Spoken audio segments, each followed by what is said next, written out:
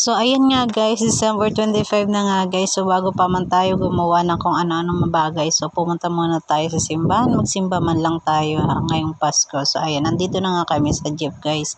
Medyo maulan nga ngayon guys. Kaya hindi gaano masaya yung Pasko pag maulan. Kasi nga yung mga bata hindi rin nakakalabas ng maayos kasi nga maulan. So, matubig yung daan. So, ayan, nag-jeep na nga kami guys. Yung iba nga pala guys, nagbabaan na kami na lang yung natira.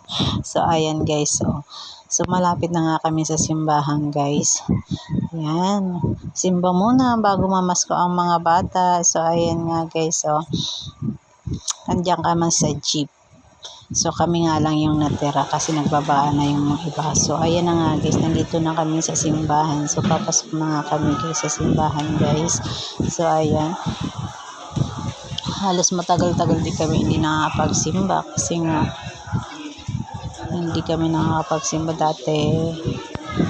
Balak ko sana magsimbang gabi kaso nga lang nakaraan pasok pa yung mga bata. So ayun nga guys, nagmimisa na yung kahit. So patayin muna natin ang ating cellphone hanggang dito muna. So abangan yung aming video sa sunod. Ayun na nga guys, nandito na kami sa bahay. So ayan. So pagkatapos nga niyan guys, nagluto na ako guys. Ayan, luto muna tayo ng ating kakainin tanghali. Mama ko nagluluto siya ng carbonara sauce. Hi guys, so nagluluto po si mama ng carbonara sauce. At spaghetti sauce. At spaghetti sauce. Ito yung spaghetti sauce namin. Luto na siya. At ito naman, carbonara sauce naman. Pero yung pasta namin, luto na din siya. Isa lang. Ito lang yung aming handa. Yung pasto. Pasta lang.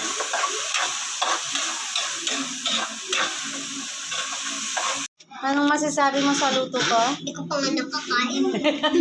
Tingnan mo na. Masarap ba?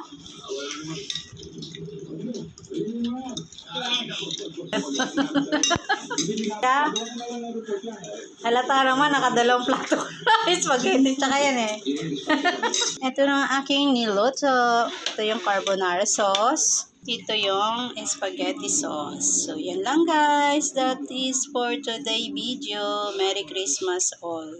Guys, ito nagtatapos ang aking video for today. Happy Merry Christmas tulos. Merry Christmas everyone. So ayan, kasi hindi kami nagluto kagabi. So ngayon lang ako nagluto. So spaghetti lang din naman yun, tsaka carbonara. So yan lang yung aming pagkain ngayon. So kasi kagabi nagluto lang ako ng canton. So yun lang guys. Bye. Merry Christmas everyone.